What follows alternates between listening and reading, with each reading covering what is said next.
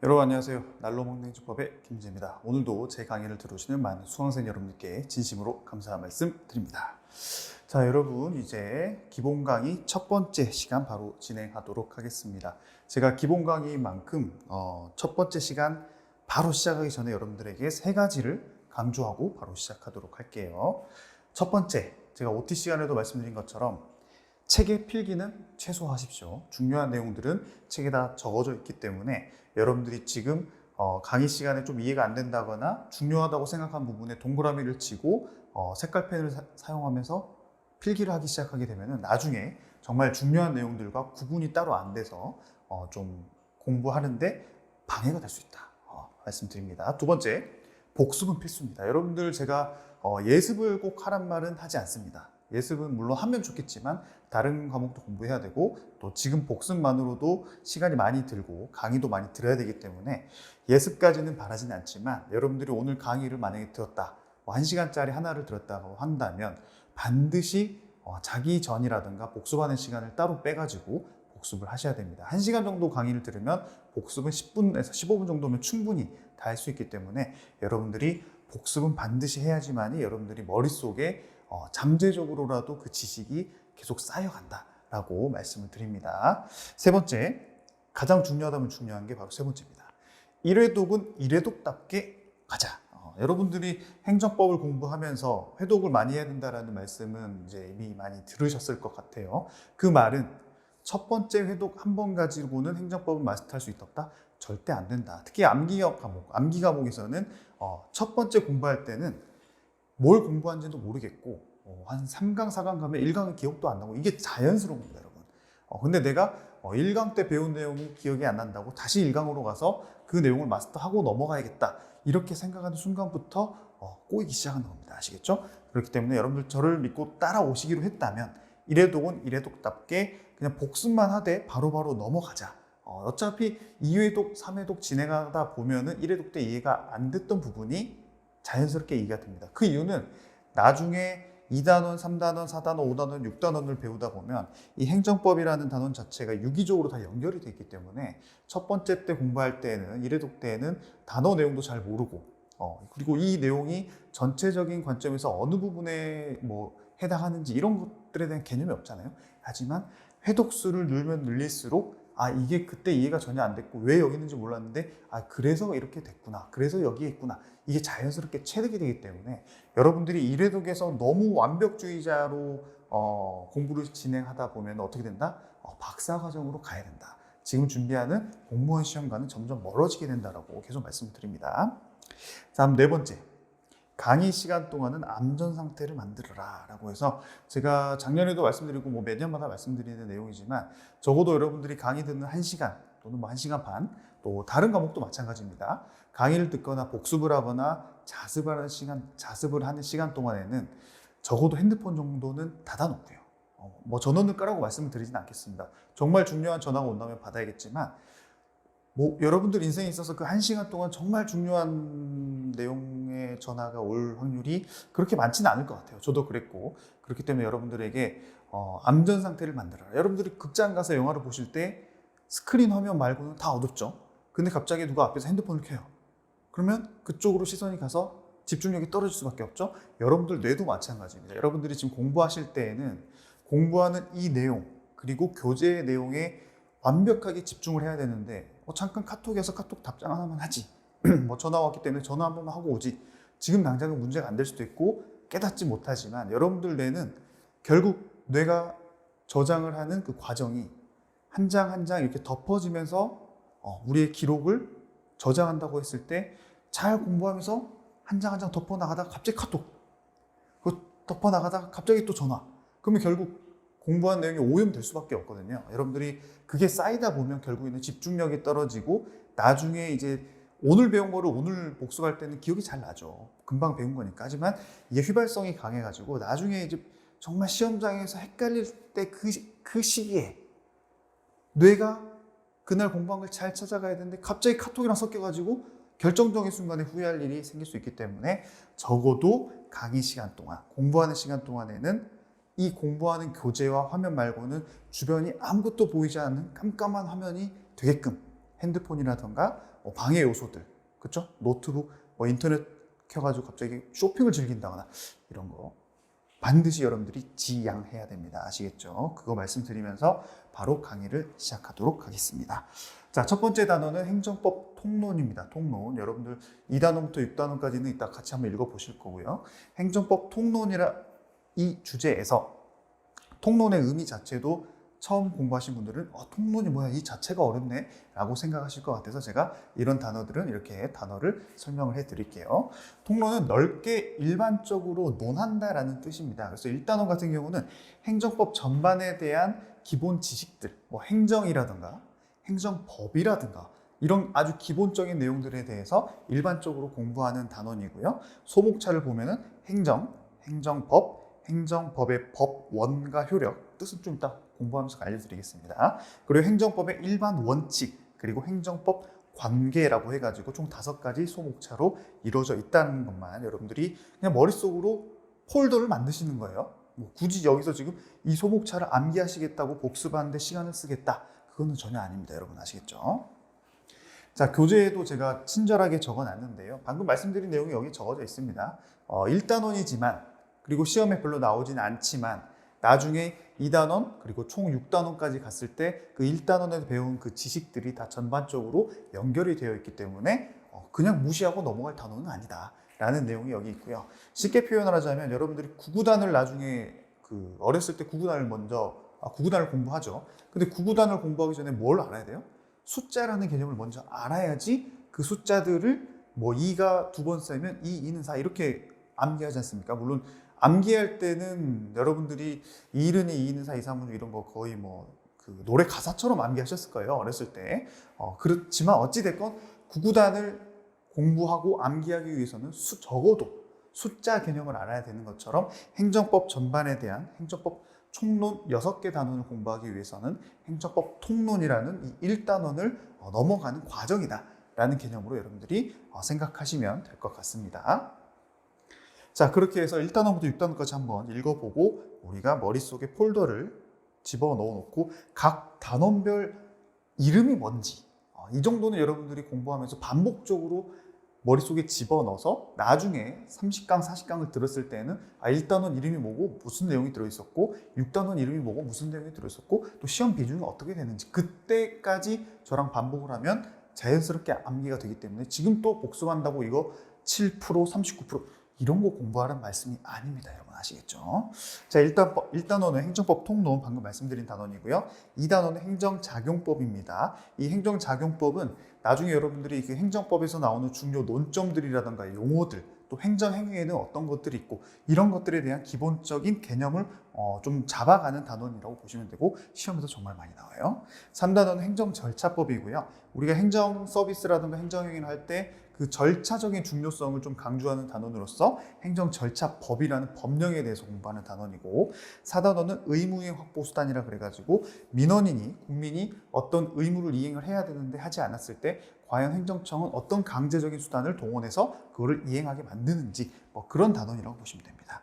그리고 행정상의 손해 존보는 우리가 행정행위를 할 때 합법적으로 했음에도 불구하고 민원인에게 피해를 줬을 때 또는 본인이 아니지만 불법을 저질러 가지고 공무원이 불법적으로 어떤 걸 해가지고 손해를 입히게 됐을 때 국가에서는 어떻게 손해를 배상해 줘야 되는지 그런 내용의 단원이라고 보시면 되고요. 마지막 6단원은 행정쟁송이라 그래서 행정심판과 행정소송에 관한 단원으로 보시면 됩니다. 각각의 단원들 이름 정도만 지금은 기억해 놓으시고요.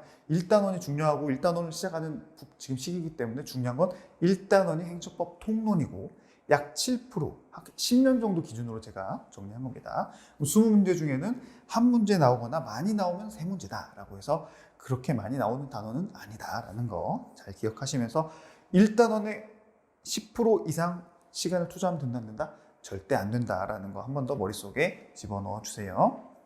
자, 그럼 소목차 첫 번째 행정에 대해서 시작을 해보도록 하겠습니다. 자, 행정은요. 일단 행정의 의의부터 공부를 해야 되는데요.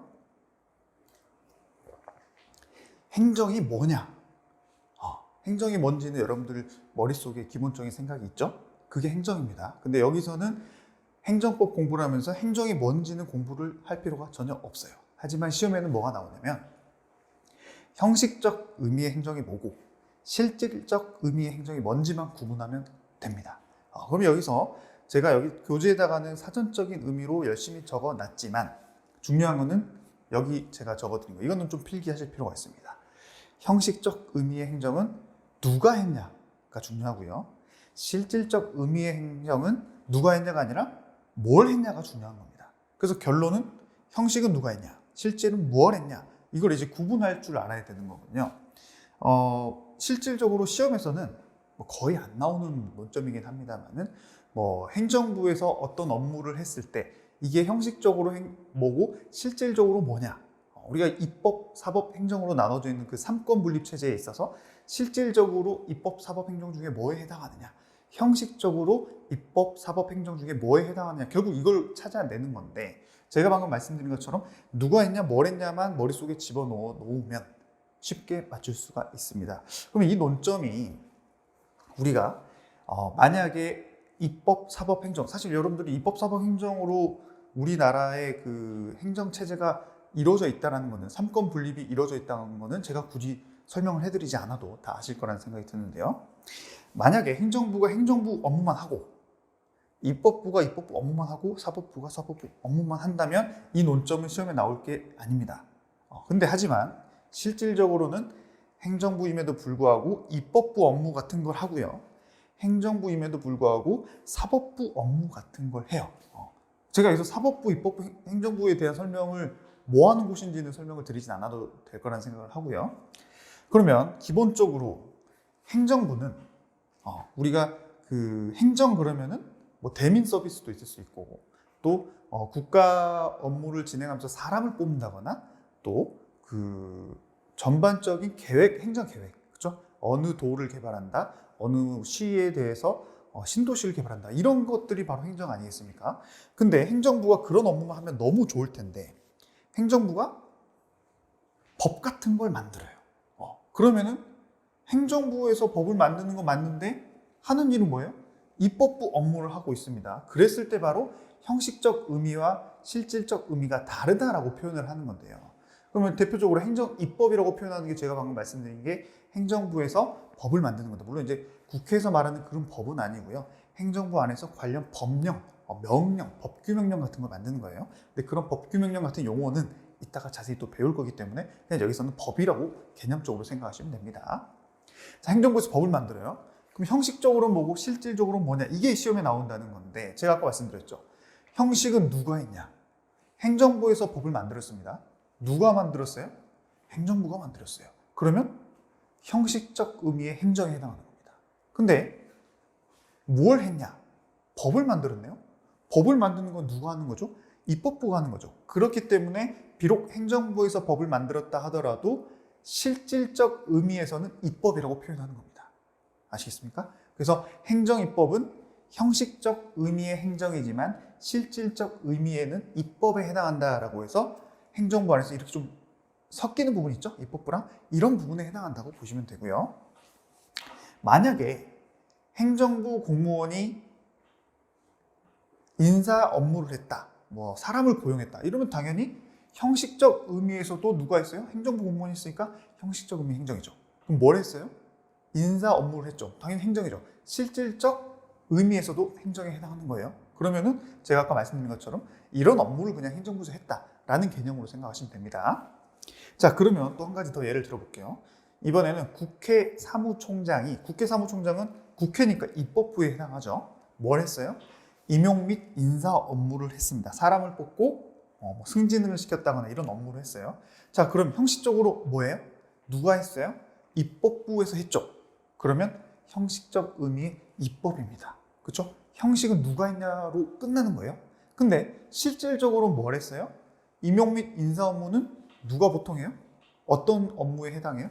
행정부 업무에 해당하죠. 그렇기 때문에 국회에서 했지만 실질적 의미에는 행정에 해당한다라고 해서 이렇게 이 두 가지의 각각 구분을, 시험에서는 행정 입법을 딱 나오면 그 다음 중 형식적 의미의 입법이 아닌 것은, 그래가지고 뭘 골라야 돼요? 입법부 공무원이 아닌 사법부라든가 행정부 공무원이 한 어떤 업무를 한다면 그게 실질적으로는 입법 업무에 해당한다 하더라도 형식을 물어봤기 때문에 바로 그게 답입니다. 그렇죠? 아무리 입법 업무를 했다 하더라도 행정부라든가 사법부 공무원이 했다면 그거는 형식적 의미에서는 입법부에 해당할 수가 없죠. 그렇죠? 그렇기 때문에 그런 식으로 어떤 사례가 나왔을 때, 이런 사례들이 나왔을 때 이게 형식적으로 뭐고 실질적으로 뭐고 이것만 고를 줄 알면은 이 논점은 그냥 다 맞출 수 있다라고 보시면 됩니다. 시간 많이 투자하지 마시고 제가 설명해 드린 거 이해가 된다면 다시 안 보셔도 됩니다. 아시겠죠? 두 번째는 통치행위입니다, 여러분. 자, 어려운 용어들이 계속 나오고 있죠. 통치행위라고 하면 우리가 보통 처음 들어보신 분들이 많을 텐데 말 그대로 국가기관의 행위 중에, 그렇죠? 뭐 예를 들면 대통령이라고 봅시다. 고도의 정치성을 갖는 것으로서 사법심사의 대상이 되는지 여부가 문제가 된다라고 해서 이게 문제를 제기하는 거예요. 그럼 통치행위는 말 그대로라기보다는 뭐 용어가 어렵지만 쉽게 말하면 대통령이 정치적인 판단을 따라서 어떤 행위를 한 겁니다. 그랬을 때 만약 그런 정치적인 행위가 통치행위에 해당한다면 그거는 혹시 국민들이 아니 대통령이 왜 저런 걸 해?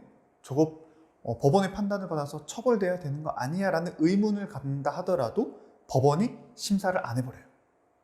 왜냐하면 통치행위에 해당한다는 결론을 가져간다면. 근데 만약에 대통령이 고도의 정치적 판단을 했지만 그게 실질적으로 국민의 권리라든가 또 국민의 그런 재산권을 침해한다. 그 정도로 뭔가 잘못된 정치적 판단이다. 그럴 때는 통치행위로 보지 않고 사법심사의 대상이 돼서 실질적으로 처벌이 됩니다. 그래서 통치행위에 해당하냐 해당하지 않느냐가 중요하고 통치행위의 그 개념들 방금 제가 말씀드린 고도의 정치성을 가진 국가기관의 행위다. 이 세 가지만 기억하시면 개념적으로는 완성이 됐고요. 자, 사법심사를 그럼 허용해야 되냐 말아야 되냐의 그 문제 제기가 됐었죠. 제가 말씀드린 것처럼 어떤 학설들, 제가 이제 법 공부에 대해서 이따가 한 번 더 법 공부를 어떻게 공부해야 되고 프로세스가 어떻게 되는지 설명 한 번 더 드리겠지만 지금 여기서 간단하게 말씀드린 거는 뭐냐면 방금 이것처럼 개념을 먼저 말하면서 문제 제기를 합니다. 그랬을 때 학설들이 나와서 보통 해야 된다 말아야 된다 각자의 주장을 해요. 논리가 다 있겠죠.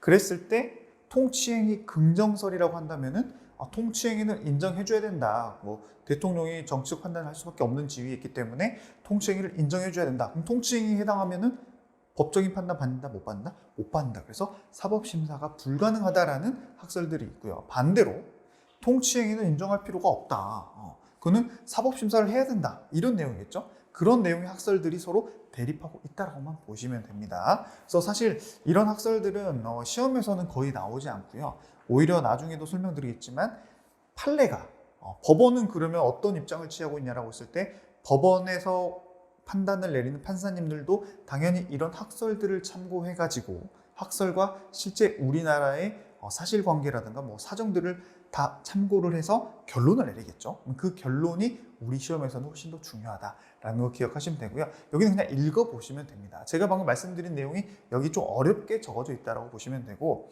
여기서 통치행위 부정설의 개괄주의라는 용어가 나와서 제가 설명을 해드리자면 통치행위를 인정할 수 없다. 즉 대통령이 고도의 정치적 판단을 했다 하더라도 사법심사가 가능하다라는 입장에서는 행정소송상 개괄주의를 택하고 있기 때문에 우리나라에서는 아무리 대통령이 그런 판단을 했다 하더라도 사법심사가 배제되는 통치행위를 인정할 수는 없다. 이런 내용인데요.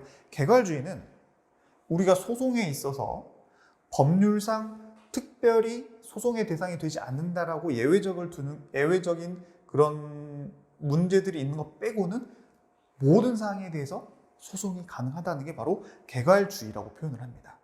열려 있다는 거죠. 소송을 할 수 있는 게 특별히 못하는 거 빼고. 반대로 열기주의라는 표현은 법률상 소송을 할 수 있는 게 법에 딱 정해져 있어요. 그래서 그거 아니면 소송 자체가 안 되는 그런 개념적인 용어입니다. 뭐 이게 시험에 나온다는 뜻은 아니에요, 여러분. 구분만 할 줄 아시면 되고요. 그렇기 때문에 통치행위 부정설은 개괄주의, 누구나 소송을 할 수 있는데 누구나 법적인 재판을 받을 수 있는데 통치행위를 인정해버리면 그게 안 되기 때문에 우리나라에서는 통치행위를 인정할 수 없다라는 그런 학설이 바로 통치행위 부정설이라고 보시면 됩니다. 자, 그럼 중요한 건 뭐냐? 방금 말씀드린 그 프로세스처럼 이제 우리나라 법원에서 그런 학설들을 참고해가지고 결론을 내줘야겠죠. 그게 바로 판례의 태도라고 보시면 되는데, 우리나라는 대법원과 헌법재판소라는 사법부가 있습니다.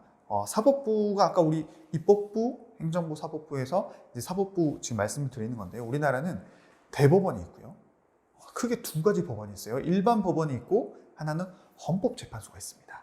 일반 법원은 여러분들이 아는 것처럼 지방법원, 고등법원, 그리고 대법원 이렇게 3심 제도가 운영되고 있는 그런 일반 법원을 보통 대법원이라고 표현을 하는 게 아니라 그런 일반 법원의 끝판왕이 대법원이기 때문에 대법원의 입장을 공부를 하는 거고요. 다른 한편으로는 헌법재판소라 그래가지고 우리나라는 특별재판소가 하나 더 있습니다. 일반 법원이 아니라 헌법에 관한 판단을 하는 어떠한 행위라든가 어떤 법률이 헌법에 반하냐 반하지 않느냐를 집중적으로 판단하는 헌법재판소라는 우리나라의 특별재판소가 하나 더 있어요. 그래서 간혹 각각의 업무가 좀 다르죠. 얘는 헌법 관련이고 얘는 헌법 관련은 아닙니다. 물론 이제 일부는 있긴 있어요. 뭐 나중에 배우겠지만. 그래서 우리나라에서 사법부라고 하면 대법원과 헌법재판소다라는 그런 개념만 여러분들 일단 알고 가시면 되고, 각각의 논점에 있어서 대법원의 입장이 뭔지 헌법재판소의 입장이 뭔지 중요할 때가 있습니다. 어떨 때? 둘의 입장이 다를 때. 근데 보통은 같은 경우가 많아요. 그렇기 때문에 여러분들이 그런 개념을 가지고 공부를 하라고 말씀을 드리는 거고요. 일단 우리가 다시 돌아와서 지금 통치행위를 인정할 거냐 안 할 거냐에 대해서 각각의 법원은 어떻게 판단을 하고 있는지 한번 봐볼게요. 자, 대법원은 고도의 정치성을 띤 국가행위에 대하여는 방금 말했던 그 통치행위 개념이죠. 이른바 통치행위라 하여서 법원 스스로 사법심사권의 행사를 억제하여 그 심사 대상에서 제외하는 영역이 일단 있다. 그거는 있을 수 있다. 인정을 한다. 그렇죠? 그런 내용이 있지만 그렇다 하더라도 너무 인정해주면은 법원의 책무를, 법원이 원래 뭐 하는 거예요? 위법한 거를 판단해가지고 손해배상을 하게 한다거나 처벌을 받게 한다거나, 그게 법원의 책무죠.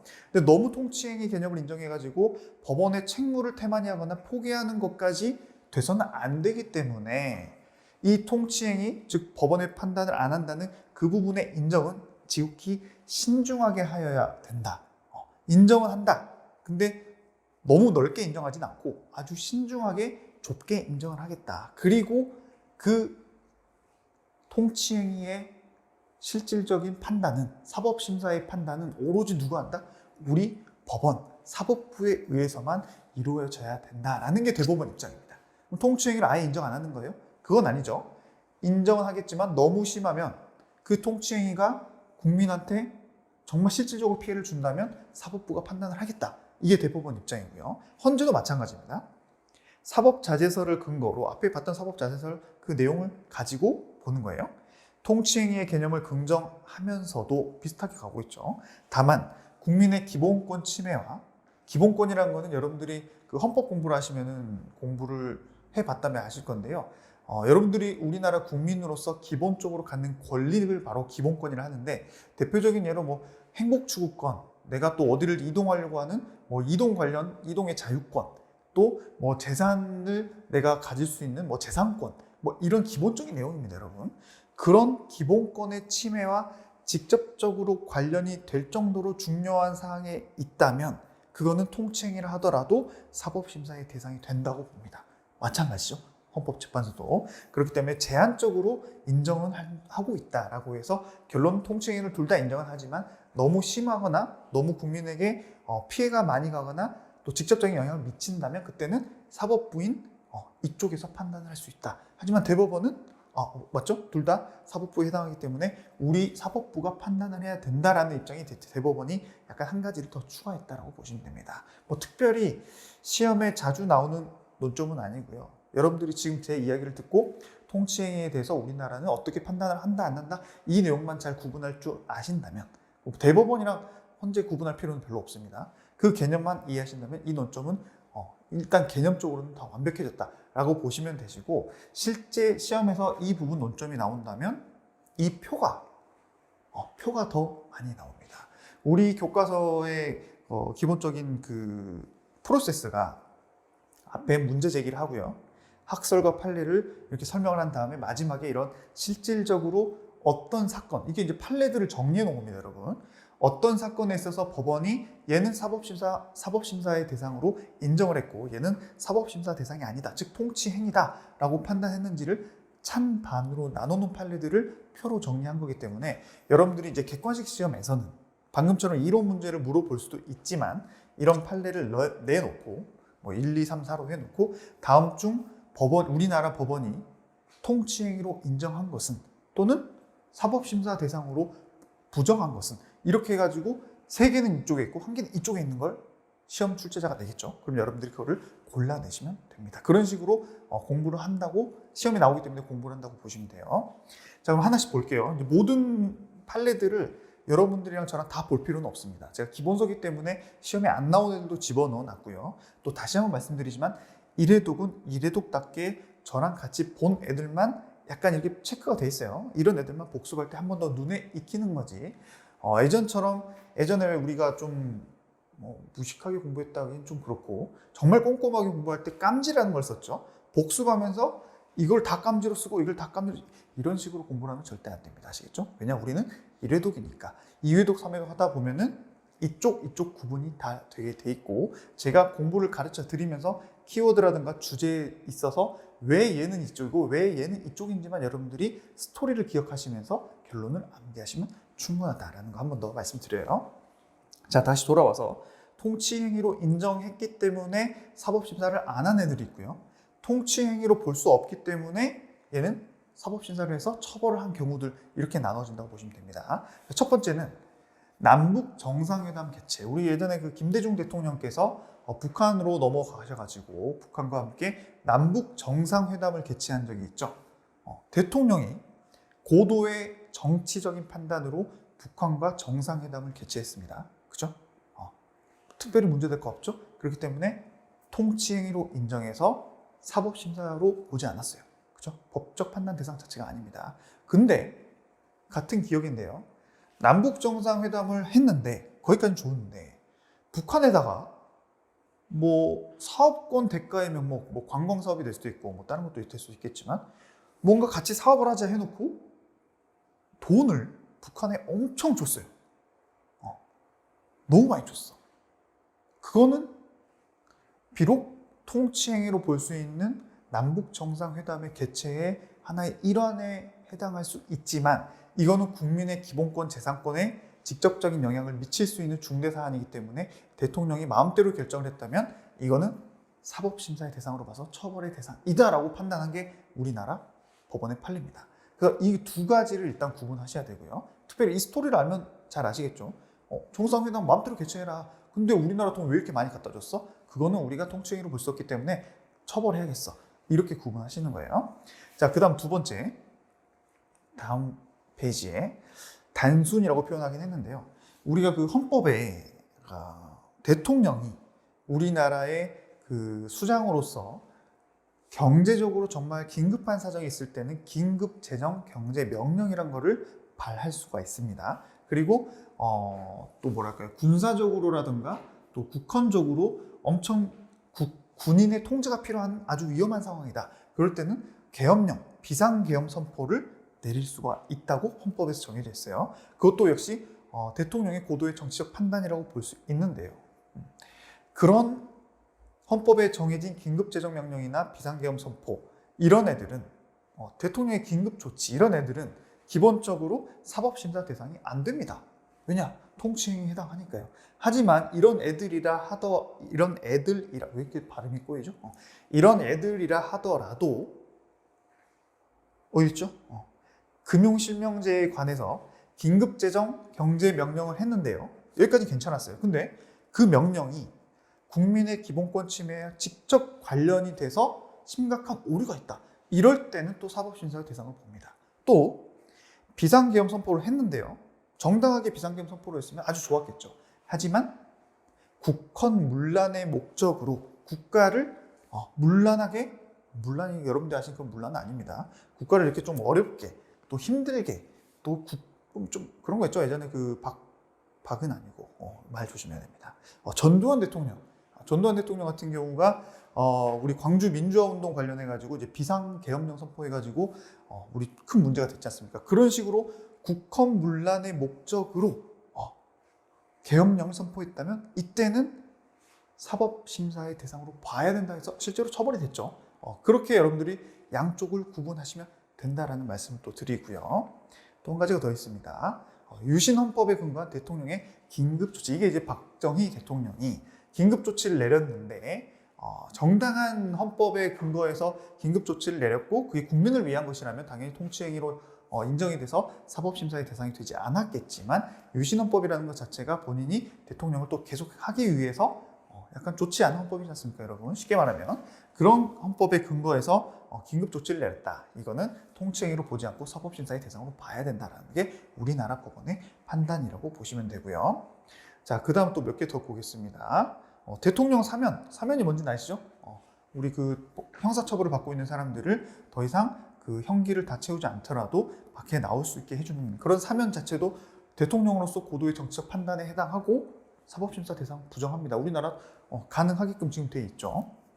자, 그 다음 영전수여 볼게요. 영전수여는 그 훈장 같은 거를 주는 겁니다. 대통령이 줄 수 있는 훈장이 뭐 여러 가지가 있죠. 그런 훈장을 주는 것 자체도 본인이 정치적인 목적으로 줄 수가 있다. 그것까지는 문제가 되지 않는다. 하지만 서훈을 서훈도 하나의 그 훈장의 종류라고 보시면 되거든요. 쉽게 말하면 서훈을 받았던 사람이 있는데 갑자기 행정부라든가 대통령이 그걸 취소해버렸다.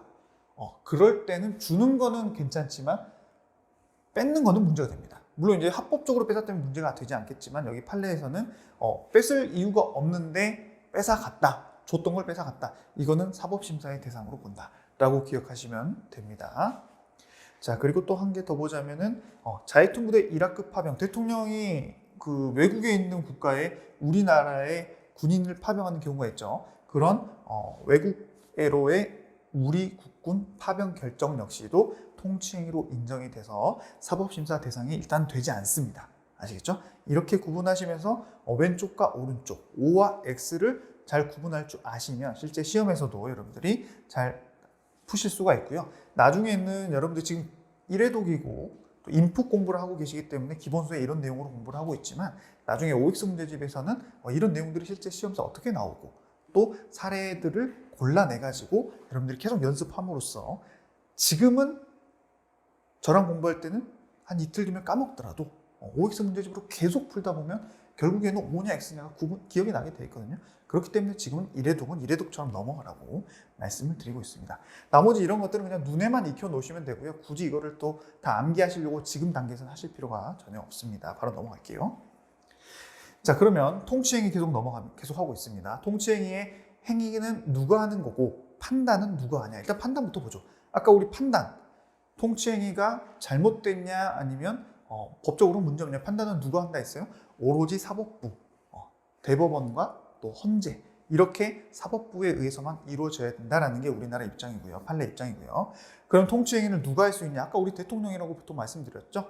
주로 정부, 대통령이 행사하는 것이 일반적이지만 예외적으로 때때로는 국회의원의 징계라든가 제명 등 국회의 자율권 행사와 관련해서는 국회도, 입법부도 통치행위의 주체가 될 수도 있다는 것만 여러분들이 기억하시면 되고 중요한 것은 단 사법부는 통치행위를 할 수가 없다라고 보시면 됩니다. 왜냐? 여러분 통치행위는 고도의 정치적인 판단이라고 했는데 공정한 판단을 해야 되는 법원이 정치적인 판단을 하게 되면은 문제가 심각하겠죠. 그리고 법원이 결국에는 판단을 한다고 했는데 본인들이 통치행위를 하고 본인들이 판단을 한다? 말이 안 되죠. 그렇기 때문에 통치행위의 행위 주체에는 사법부는 빠진다. 이것만 잘 기억하시면 됩니다. 자, 그 다음 이제 행정의 분류로 넘어가는데요. 이 행정의 분류는 그냥 상식적인 겁니다. 국가행정은 국가가 행정의 주체가 돼서 하는 행정. 자치행정은 지방자치단체라든가 기타 공공단체가 주체가 되어서 하는 행정이 바로 자치행정이라고 표현을 하고요. 위임행정은 자치행정은 사실 자치적으로 뭔가 직접적으로 하는 느낌이라면 위임행정은 국가 또는 공공단체가 다른 행정단체나 다른 사인에게 내가 할 일을 위임해가지고요. 대신 맡긴다는 겁니다. 위임해서 하는 게 바로 위임행정이다라는 그런 개념만, 이 용어에 대한 개념들만 여러분들이 지금은 머릿속에 집어넣으시면 되고 굳이 또 위임 행정이 뭔지 이거를 다 암기하시겠다고 할 필요가 전혀 없다라는 거 한 번 더 말씀드립니다. 자, 그다음에 이제 목적에 따라서 행정을 이제 나눠 놓은 건데 이거는 여러분들이 한번 읽어만 보십시오. 복습할 때. 특별히 어려운 내용은 아니고요. 상식적인 내용이기 때문에 나중에 또 공부하다 보면 이런 내용들에 대해서 우리가 또 공부를 할 겁니다. 근데 특히 또 얘를 다 외우겠다고 전혀 그러지 마세요. 자, 그다음 이제 법적 효과에 따라서는 침익적이냐, 수익적이냐, 복효적이냐. 이거는 이제 혹시 또 용어가 어려워서 설명을 해드리자면 침익적은 내 이익을 침해한다는 겁니다. 국가가 있고 내가 있으면 내 이익을 침해한다. 즉 국민의 자유 권리를 제한하는 행정작용입니다. 예를 들면은 내가 어떤 가게를 열어서 영업을 하고 있는데 영업 정지를 했다거나 영업 취소의 처분을 내렸다. 그럼 내 입장에서는 내 이익이 침해됐죠? 그럼 바로 침익적 행정에 해당한다고 표현하고요. 수익적 행정은 반대로 국민에게 새로운 권리나 이익을 주거나 이미 부과된 의무나 부담이 있었는데 그걸 없애게 해주는 것. 즉 나에게 이익이 되는 행정은 수익적 행정이라고 표현을 합니다. 그리고 복효적 행정은 이 두 가지를 다 두 가지 효력이 되어 있는 거예요. 예를 들면은 도로 조명 허가를 신청했어요. 내가 몇 월 며칠 몇 시부터 몇 시까지 이 도로를 좀 쓰겠습니다. 라고 해서 도로 조명 허가를 줬어요. 그럼 나한테는 이득이죠. 수익적 행정입니다. 하지만 도로 써. 대신에 너가 쓴 만큼 돈 내. 돈 내라고 하는 건 나한테 이익이에요? 침해죠? 그렇기 때문에 도로 조명 허가를 하면서 조명료 납부 의무를 부과하는 것은 수익적이면서도 침익적이기 때문에 복효적 행정이다라고 표현을 하는 겁니다. 이걸 구분하는 것은 시험에 안 나옵니다. 아시겠죠?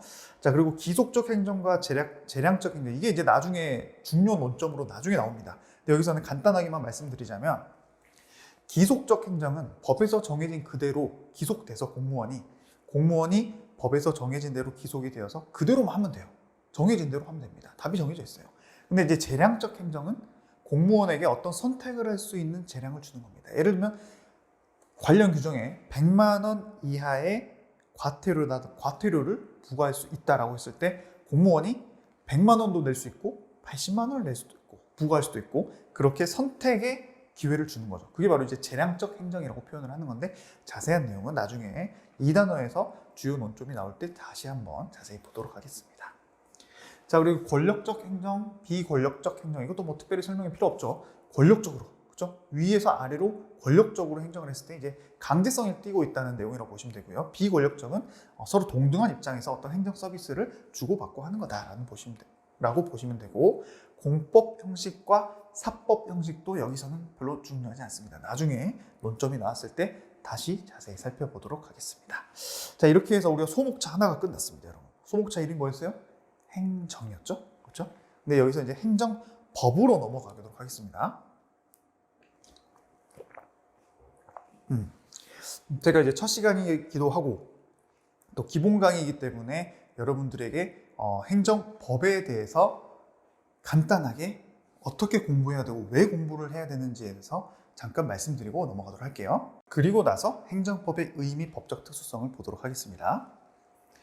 자, 우리가 법 공부를 이제 하는 거예요.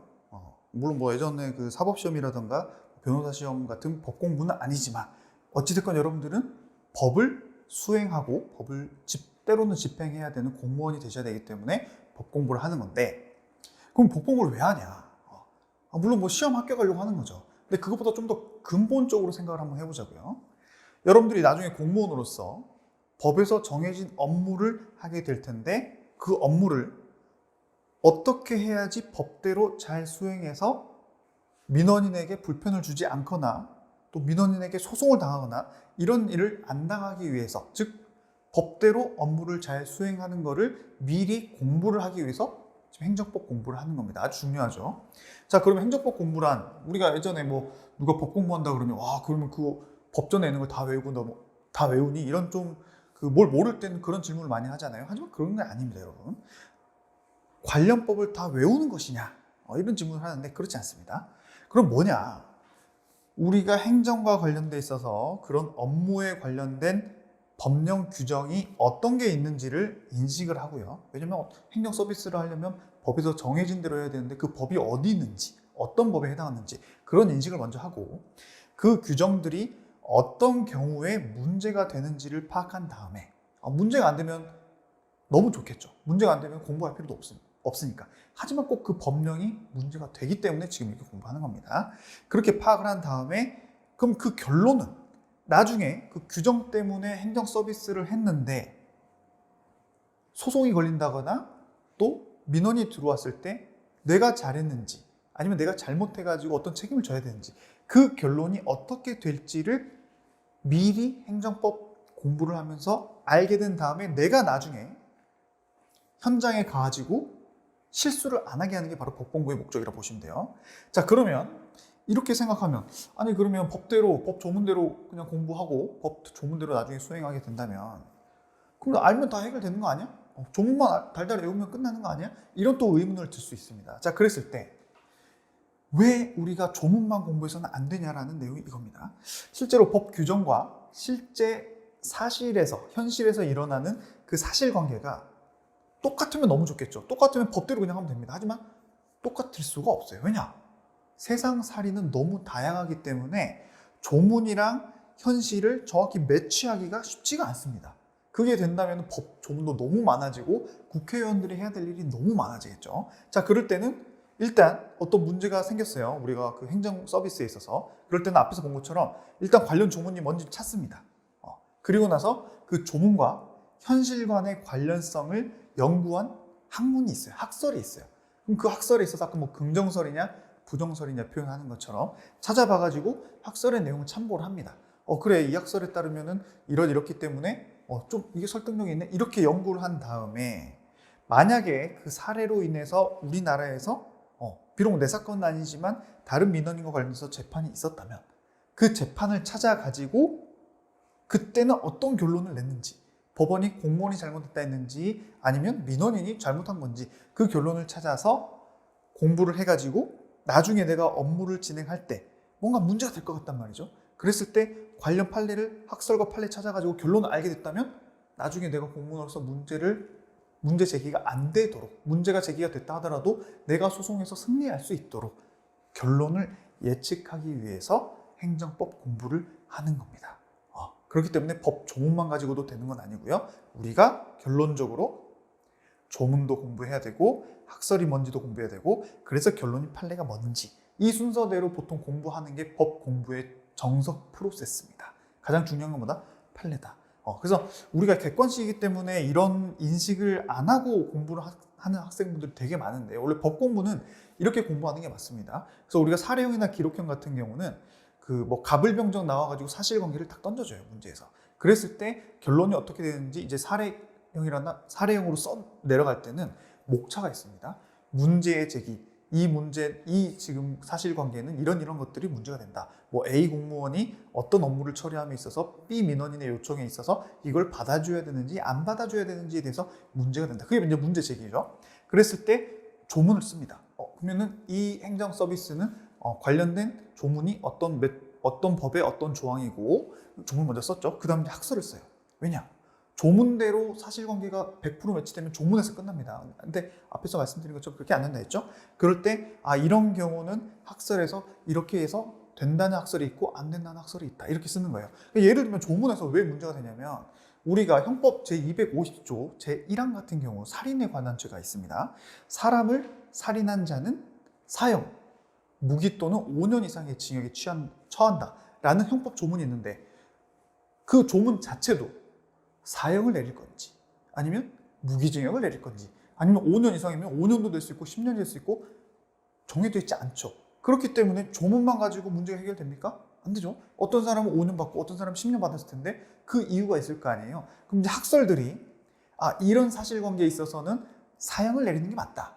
아니면 이런 사실관계에 있어서는 어쩔 수 없이 사람을 죽였기 때문에 뭐 사형이나 무기징역은 좀 너무 심하고 뭐 10년형에 처하는 게 맞다. 이런 식으로 학설 공부를 하는 겁니다. 그리고 나서 가장 중요한 게 우리나라 법원에서는 이와 가장 유사한 사례를 찾아서 과거에 대법원이 실제로 뭐 몇 년형을 처한 적이 있다. 혹은 사형을 처한 적이 있다. 라는 판례를 찾아내서 그러면 만약에 나중에 문제가 돼서 이 사안도 대법원까지 가서 소송이 제기되게 되면 대법원도 과거에 내렸던 판례를 기초해서 이렇게 결론이 나겠구나라는 걸 예측하는 게 바로 실제 법 공부의 기본이라고 보시면 됩니다. 그래서 기록형 같은 경우는 이렇게 써요, 실제로. 그래서 결론해가지고 이 사안에서는 갑과 을 사이에 있어서 의리 신청한 민원을 갑이 받아줘서는 않는다 또는 된다 이렇게 결론이 나는 게 바로 사례형, 기록형, 답안지 쓰는 거고 실제 여러분들이 공부하실 때에도 비록 객관식이지만 객관식도 이렇게 쓰지는 않지만 공부를 할 때 인풋할 때는 이런 프로세스의 그 인식 체계를 가지고 공부를 해야지 나중에 결론만 물어보지 않고 중간 과정을 물어봤을 때 학설이 뭐가 있어가지고 판례가 어떤 학설을 취했으니까 이런 결론이 나왔지. 그럼 중간을 물어보면 중간을 맞출 수가 있는 거거든요. 그리고 결론을 암기하려면 결론을 빨리 많이 암기하려면 이런 순서대로 공부를 해야지만이 나중에 기억이 안 나도 머릿속에 차곡차곡 쌓여 있는 지식 때문에라도 결론이 기억이 날 수밖에 없겠죠. 그렇기 때문에 여러분들이 법 공부를 할 때는 조문, 학설, 판례 순서대로 기본적으로 공부를 하는구나 라는 생각을 한번 가지고 공부하시라는 의미에서 제가 설명을 해드렸습니다. 자, 이제 행정법으로 들어갑니다. 행정법의 의 및 법적 특수성에 대해서 공부를 시작해 보도록 하겠습니다. 그럼 행정법은 뭐냐? 두 번째 이제 목차로 들어갔어요. 소목차. 자, 행정법 자체에 대해서는 이제 행정에 관한 법이기 때문에 제가 설명을 해드릴 필요가 없어서 바로 넘어가고요. 이제 행정법의 성립과 유형에 대해서 좀 보자면 대륙법계, 영미법계, 우리 행정법은 그래서 어느 법계에 속하냐 이런 논점이 있긴 있습니다. 과거에 10년, 15년 전에 한 번 나왔어요. 물론 이제 우리가 그 대학교에서 행정법 공부를 석사 과정이나 박사 과정을 하게 되면은 이런 역사적인 공부도 중요하죠. 그럴 때는 행정법 전반에 대해서 다 알아야 되니까. 하지만 우리 시험에서는 별로 중요하진 않습니다. 제가 단호하게 말씀드릴 수 있어요. 10년에 한 번 나오는 논점이고. 하지만 또 기본 강의 때문에 제가 한번 설명을 해드리고 넘어갈게요. 대륙법계는 예전에 독일이라던가 이쪽이 이제 대륙법계 보통 표현을 하고요. 영미법계는 영국이나 미국이라고 표현을 하는데 각각 행정법에 있어서 그냥 법 내용이 아니고요. 그냥 법과 행정법을 비교함에 있어서 공법과 사법의 구별을 강조하냐 강조하지 않냐로 구분이 되는데 여기서 먼저 여러분 사법이 나오고 사법이 나옵니다. 이걸 먼저 한번 설명을 해드릴게요. 자, 한자가 다릅니다. 위에는 사법이라 있습니다. 사법. 개인 사이의 재산과 신분에 관한 법률 관계를 규정한 법으로서 민법이나 상법 등이 바로 사법이라 표현하는 거예요. 공과 사를 구분하지 할 때 그 사자입니다. 개인 할 때. 밑에는 사법입니다. 사법이 아니라 사법. 우리가 보통 사법기관이라고 표현을 하죠. 어떤 문제에 법을 적용해가지고 그 적법성과 위법성, 권리관계 등을 확정하면서 선언하는 거. 우리나라 법원 같은 기관이 바로 사법기관을 표현하는 거죠. 그래서 이 한문을 보시면 저는 예전에 이 공공기관의 모양, 처마 같은 그런 모양을 표현하고 있다 해서 저는 이게 사법할 때 그 사법이구나 이렇게 공부를 했던 기억이 나고요. 반대로 이제 공과 사할 때 그 사법, 이 차이라고 먼저 보시면 돼요. 자, 그렇게 해서 행정법에 관련해 있어서 대륙법 같은 경우는 공과 사를 공법과 사법은 반드시 구분이 돼야 돼요. 이렇게 표현을 하고 있고 영미법계는 공법과 사법을 굳이 구별해야 돼? 그냥 행정법은 그냥 일반 보통법에 특별법적인 성격을 갖지 따로 완전히 다른 법으로 판단할 필요는 없어 라고 해서 영미법 먼저 봅니다. 행정사건을 통상의 사법법원이 판단합니다. 즉 우리나라 대법원과 헌재가 이제 사법기관이라 했는데 그냥 일반적인 지방법원, 고등법원, 대법원에서 행정사건도 판단을 하겠다는 거예요. 그럼 여기는 뭐냐? 대륙법 같은 경우는 아주 특별하게 독일이나 프랑스인데요. 공과 사를 구분해야 되고 행정법도 사와는 구분되는 공적인 거기 때문에 일반 법원에서 판단하면 안 되고 헌법재판소처럼 특별하게 행정재판소를 따로 만들어가지고 독립된 행정재판소를 따로 만들어서 행정사건은 무조건 행정재판소에서만 판단을 해야 돼. 이렇게 구분한 게 바로 대륙법계입니다. 그래서 우리나라는 헌법재판소밖에 없죠. 우리나라는 행정재판소는 따로 없습니다. 그래서 이제 결론은 우리나라로 내려오면 전통적으로 대륙법계의 영향을 받긴 했어요. 공과 사를 구분하는 건 맞다. 하지만 실질적으로 소송은 영미법계를 따라가지고 일반 통상의 사법에서 지방법원, 고등법원, 대법원에서 행정사건도 처리를 하고 있습니다. 짜증나죠? 어쩔 때는 얘를 따르고 어쩔 때는 얘를 따라가지고 결론은 또 이렇게 됩니다. 그래서 실질적으로 여러분들이 우리 이것만 기억하시면 돼요.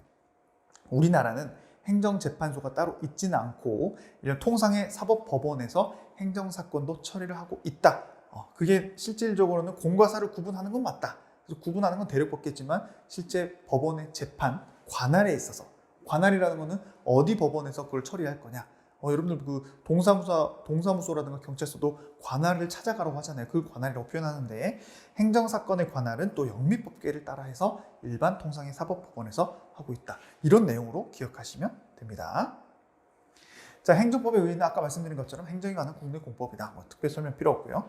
그럼 행정법에 또 특수성은 뭐가 있냐라고 했을 때 내용상 특수성, 주체적으로 좀 우월하다. 민원인들을 대하는 입장에 있어서 이제 약간 갑의 입장에 있다는 게 바로 이제 행정법의 이제 특수성 중에 우월성이라고 표현을 하는 거고요. 내용적으로 또 공익을 우선한다는 거, 그리고 이제 평등하게 업무를 처리한다는 거, 이런 게 바로 이제 행정법의 좀 특수성이라 보시면 되고, 형식상의 특수성은 이제 국민을 상대로 어떤 행정 서비스를 제공하는 거기 때문에 성문법적인 내용을 주로 합니다. 성문법과 불문법은 이따 공부하겠지만 성문법은 글자로 법전으로 아예 정해져 있는 픽스되어 있는 법을 말하고요. 불문법은 법전에 나와 있지는 않고 그냥 국민들끼리 서로 관습적으로 이렇게 하면 된대 이런 건데요. 행정법은 적어도 국민에 대한 중요한 서비스를 제공하는 거기 때문에 성문법을 우선시하고 아까 말한 불문법은 좀 보충적인 성질을 가질 뿐이다. 이런 내용이 바로 형식상의 특수성을 가지고 있다라는 내용이라고 보시면 되고요. 이제 성질상의 특수성 같은 경우는 이제 획일 강행성 다수의 국민을 상대로 획일적이고 강제적으로 규율이 된다 해가지고 A라는 사람한테는 이렇게 줬다가 B라는 사람은 또 똑같은 조건인데 다르게 주면 안 되기 때문에 어떤 행정 서비스를 함에 있어서 획일적으로 해줘야 된다. 또 다수의 국민을 상대로 따로따로 할 게 아니라 조건이 같으면 같은 서비스를 강제적으로 이렇게 해줘야 된다라는 그런 내용들입니다. 그래서 사실 이 내용도 굳이 중요하진 않기 때문에 제가 자세히 설명드릴 필요는 없고요. 또 엄청 오래전에 한번 나왔던 이 내용만 좀 본다면은 단속 규정이 있습니다. 그래서 어떤 걸 하면 안 되는데 또 어떤 사람이 했겠죠. 그래서 단속에 걸렸어요. 그랬을 때 그 사람이 하지 말라는 거, 예를 들면 여기 나와 있죠. 주택건설촉진법의 규정을 위반해서 주택을 공급을 했대요. 근데 주택을 공급하는 사람이었는데 주택법에 관련돼 있어서 이럴 땐 하지 말아라고 했는데 그걸 했습니다. 그럼 개인한테 주택을 팔았다고 볼게요. 그러면 그 사람이 개인한테 주택을 판 그 행위가 하나 있고 그 법을 위반해서 과태료를 부과받았다고 합시다. 자, 그럼 과태료를 받으면 이제 단속 규정성이라 그래가지고 과태료를 부과받았으면 단순히 생각했을 때 법을 위반했기 때문에 그럼 어떤 사람한테 집을 판 것도 무효가 되겠네? 이렇게 생각할 수 있겠지만 과태료를 받은 것과 그 과태료를 받은 원인이 되는 개인한테 집을 판 건 또 별개라는 겁니다. 좀 약간 법적 특수성 중에 하나에 해당한다고 보시면 돼요. 우리가 그래서 실질적으로 관련 규정을 위반해가지고 주택 매매를 했다고 했을 때에도 주택 매매 자체는 사인 간의 계약이기 때문에 효력이 부인되지 않고 과태료는 과태료대로 맞다 하더라도 개인 간의 거래는 유효하게 인정이 됩니다. 그런 좀 특수성이 있다는 것만 여러분들이 지금은 기억하시면 됩니다. 자, 그 다음에 행정법의 이제 지도 원리로 들어가도록 할게요. 이거는 사실 특별히 이것도 중요한 내용은 아니기 때문에 저랑 같이 읽어보면서 이해만 한다면 충분하다라고 말씀드릴 수 있습니다. 제가 이제 첫 시간이고 또 아까 우리 법 공부하는 방법 또 간단한 OT를 하다 보니까 아마 1시간이 넘어갈 겁니다. 여러분들 제가 미리 말씀을 드렸어야 되는데 지금 잠깐 생각이 들어요. 왜냐하면 저도 지금 시간이 좀 오래되다 보니까 집중력이 떨어지고 있거든요. 여러분들 집중력이 떨어질까 봐 제가 말씀을 드리는데 조금만 더 견뎌주십시오, 여러분. 자, 행정기본법 1조 목적. 이 법은 행정의 원칙과 기본사항을 규정해서 행정의 민주성과 적법성을 확보하고 적정성과 효율성을 향상시킴으로써 국민의 권익 보호에 이바지함을 목적으로 행정기본법을 만들었다라고 해서 행정법의 지도 원리는 그냥 당연히 국민한테 좋은 내용으로 양질의 서비스를 제공하는 게 바로 그 목적이라고 보시면 됩니다. 특별히 목적은 항상 좋은 내용이 다 들어있다고 보시면 돼요. 그리고 민주국가의 원리, 우리나라는 민주공화국이다, 헌법에 나와 있는 그런 내용들인데 이런 내용들은 공부를 하실 필요가 없습니다, 여러분. 자, 그럼 이제 법치국가의 원리, 법치국가가 뭔지에 대해서 알아야겠죠. 법치국가는 나라가 국가를 통치함에 있어서 법과 원칙에 따라서 해라. 법에 정해진 대로 통치를 해라. 이런 내용이라고 보시면 됩니다. 특별히 어려운 내용은 아니기 때문에 바로 넘어가고요. 자, 이 형식적 법치주의와 실질적 법치주의를 구분하는 게 아주 간혹 나오기도 하고 7급에서 간혹 거의 우리는 시험에 안 나온다고 보시면 되는데 여기서 제가 형식적이냐 실질적이냐만 간단하게 말씀을 드리자면 형식적이란 거는 법률의 규정에 나와 있으면 그게 실질적으로 국민한테 이익이 되든 안 되든 상관없이 그냥 하는 거예요. 근데 이제 실질적 법치주의는 비록 법 규정에는 이렇게 하라고 나와 있다 하더라도 실질적으로 봤을 때 국민한테 피해가 될 수 있다면 그건 하면 안 된다. 이렇게 실질적인 걸 따지는 겁니다. 그래서 그 내용들을 여러분들 그냥 읽어보시면 되고요. 나중에 행정입법, 행정구제, 법률일보, 포괄적으로 이거는 나중에 배우고 나서 여러분들이 앞으로 돌아와서 그냥 책을 읽어보시면 자연스럽게 이해가 되는 부분이기 때문에 지금은 제가 말씀드린 형식적 법치주의와 실질적 법치주의 개념만 이해하셨다면 그냥 넘어가셔도 됩니다. 아시겠죠? 자, 그 다음 이제 행정법의 법원과 효력에 대해서 보는 거고요. 소목차 세 번째로 넘어왔습니다. 아마 일반 원칙부터는 다음 시간으로 넘어가고 아마 법원까지 공부하는 게 오늘 첫 번째 진도라고 보시면 됩니다. 조금만 더 여러분 나갈 테니까 집중을 해 주십시오. 자, 법원이란 거는 우리가 아까부터 봤던 그 사법기관의 법원은 아닙니다. 어떤 근원이 되는 건데요. 행정법의 법원이기 때문에 행정과 관련된 그 법의 근원들이 뭐고 관련 법 규정은 뭐가 있는지에 대해서 공부하는 게 행정법의 법원이라고 보시면 됩니다. 근원할 때 원자예요, 여러분. 자, 그거에 대해서 공부합니다. 첫 번째, 행정법은 어떻게 존재하냐. 아까 우리가 말씀드린 것처럼 일단 성문법, 법령, 또 법전에 정해져 있는 그 글자로 되어 있는 성문법주의를 원칙으로 합니다. 근데 그걸로 부족하는 부분에 있어서는 이제 불문법에 의해서 보완이 되는 특색이 있어요. 그래서 성문법과 불문법이 뭐가 있고 각각은 어떤 게 있는지는 이제 앞으로 지금부터 배울 거기 때문에 굳이 여러분들이 이걸 네이버에 찾아보신다거나 그럴 필요는 없습니다. 자, 성문법부터 볼게요. 성문법은 법전에 공식적으로 기록된 법들이라고 제가 말씀을 드렸는데 우리나라에서는 법들이 중요도가 있습니다.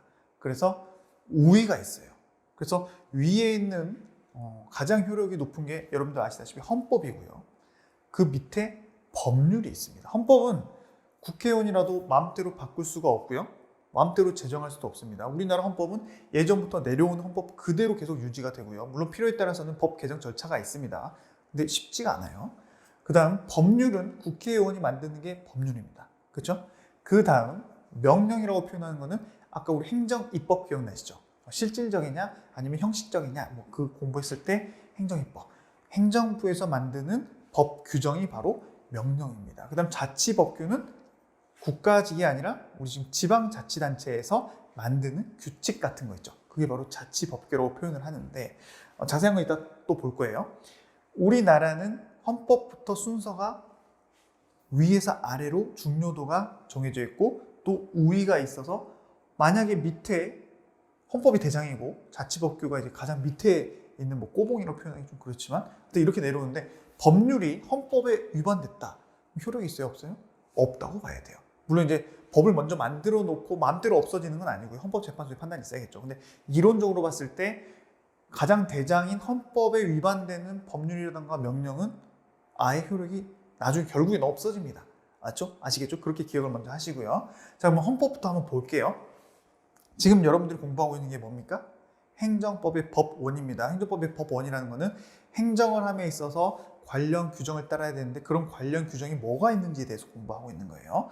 헌법, 당연히 국가 최고 규범으로서 기본권, 그중에 이제 기본권 규정들이 많이 있거든요. 헌법은 아까 말씀드린 기본권. 행정법의 가장 기본적이고 근본적인 원인이 된다, 법원이 된다라는 내용만 기억하시면 되고요. 두 번째는 법률입니다. 국회가 제정한 형식적 의미의 법률로서 법규 명령과 자치법규보다 법규 명령과 자치법규 그죠? 아까 말씀드린 거 걔네들보다 더 우월적인 효력을 가진다. 근데 이거를 왜 우월적이라고 표현한다면 헌법에서 그렇게 정해놓기도 했고요. 국회의원은 전국에 있는 국민을 대표한다고 표현을 하고요. 지자체는 그 지역에 있는 사람들이 투표해서 뽑는 사람들이죠. 그렇기 때문에 국회의원과 그 지자체 간에 만드는 법률과 명령에 차등을 좀 둔다고 보시면 됩니다. 관할이 좀 다르죠. 물론 이제 지역구 의원들 같은 경우는 지역에서 선발해서 뽑는 건 맞아요. 하지만 그 국회의원은 그 지역만 대표하는 게 아니라 우리나라 국회의원으로서 우리나라를 또 대표하는 지위를 갖거든요. 근데 지방에 있는 수원이라든가 수원시장님은 물론 우리나라 대표적인 정치, 물론 또 이렇게 괜히 무시한다고 생각하시면 안 됩니다, 여러분.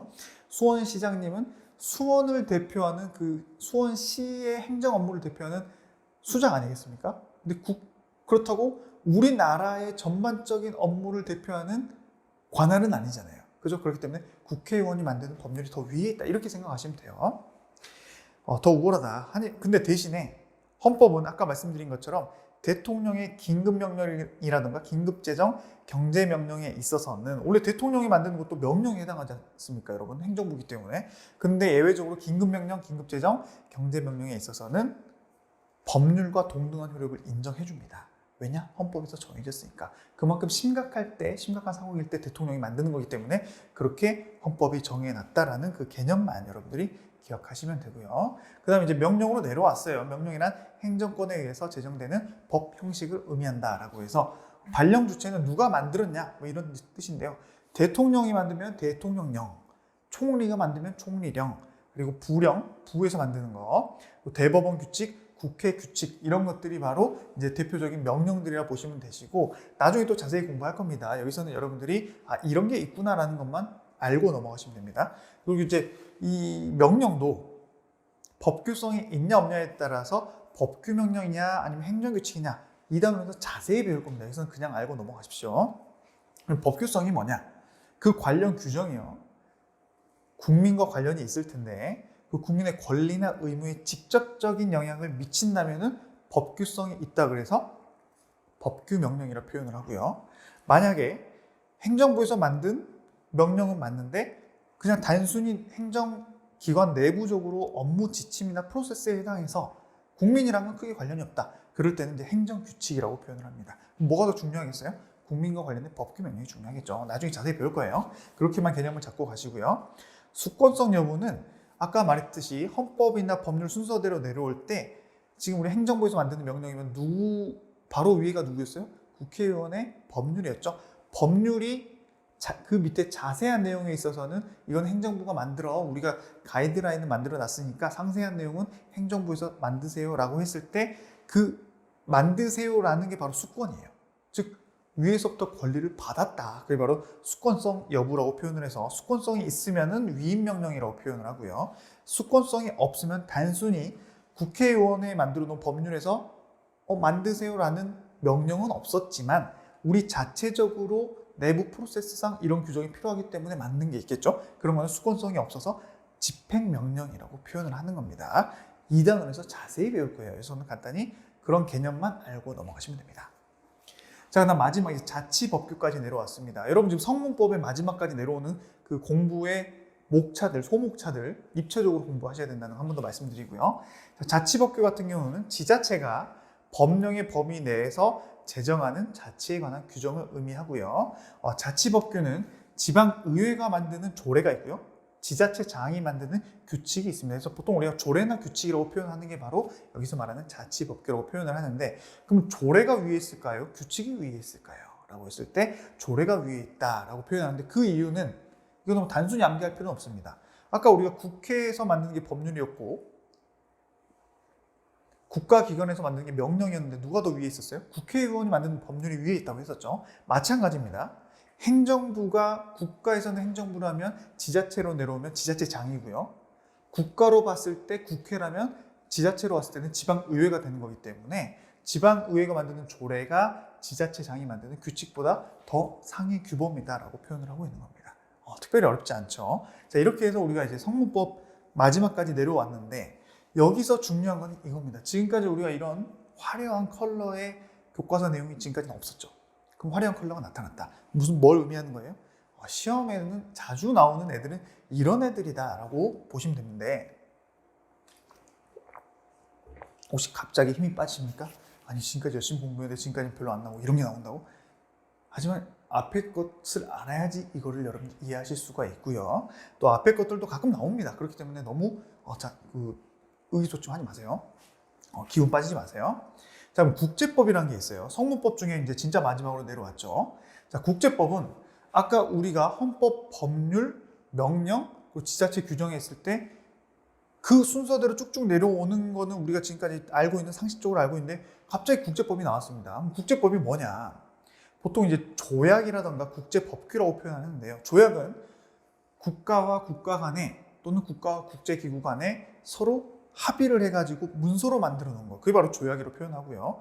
또 일반적으로 승인된 국제법규란 우리나라가 당사국이 아닌 조약으로서 국제사회에서, 즉 우리나라가 1대1로 어떤 국가 간의 조약을 맺은 건 아니고, 그거 1대1로 맺었으면 조약이라고 표현하죠. 그런 건 아니지만 국제사회에서 전 세계적으로 일반적으로 그 규범성이 뭐 유엔 같은 데서 만들어 놓은 것들, 그게 바로 일반적으로 승인된 국제법규라고 표현하는 겁니다. 그래서 국제법이라고 하면 조약이나 또는 일반적으로 승인된 국제법규를 말하는데, 그러면 걔네들이 아까 봤던 헌법, 법률, 명령, 자치법규 중에서 어디 정도 급에 해당하느냐, 그게 바로 시험에 나오는 거예요.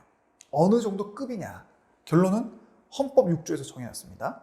헌법에 의하여 체결, 공포된 조약이라던가 일반적으로 승인된 국제법규, 얘네들은 국내 뭐와 법과, 국회의원이 만든 국내 법과, 법률이죠. 국내법과 같은 효력을 가진다라고 해서 아까 그 4개 순서대로 내려오는 애들 중에서 법률이랑 동급이다, 이 결론을 기억하시고, 중요한 거는 밑에 내려오는 애들 먼저 볼게요. 이거 보시면 됩니다. 만약에 그 국제법이 명령이라던가 자치법규랑 서로 충돌이 돼가지고 누구 말이 맞냐, 누가 우위에 있냐라고 했을 때 누가 우위에 있겠어요? 당연히 국제법이 위에 있겠죠. 왜냐하면 헌법에 의해서 국회에서 만든 법률이랑 동급이라고 했기 때문에. 그래서 시험에서 이런 애들이 나오는 거예요. 조약과 국내법이 충돌했을 때는 어떻게 해결해야 되냐라고 해서 이걸 먼저 보겠습니다. 예를 들면 지자체에서 만든 조례가 있어요. 조례, 밑에 자치법규에 해당하겠죠. 그 조례 내용이랑 1994년 관세 및 무역에 관한 일반협정이라는 국제법이죠. 국제법 종류 중에 하나죠. 둘이 붙었는데 내용이 상반돼요. 즉 국제법에 위반되는 조례가 있는 거죠. 그랬을 때 누가 이기겠어요? 국제법이 이기겠죠. 그렇기 때문에 그 국제법에 어긋나는 조례는 무효다라는 게 법원의 판단이고, 이게 시험에 나옵니다. 그렇죠? 다시 좀 입체적으로 목차를 본다면 행정법의 법원에 대해서 공부를 하다가 법원의 대장부터 밑에 자치법규까지 공부를 했는데 갑자기 국제법이 튀어나와서 국제법은 뭐 어느 동급이냐, 그래서 국내 그 법률과 동급이다. 그렇기 때문에 밑에 명령이라든가 자치법규가 국제법에 반하는 내용으로 정해졌다면 그런 애들은 효력이 없다. 왜냐하면 위에 있는 국제법의 효력과 반하고 더 중요한 법이기 때문에. 이렇게 결론을 기억하시면 되고요. 밑에도 마찬가지예요.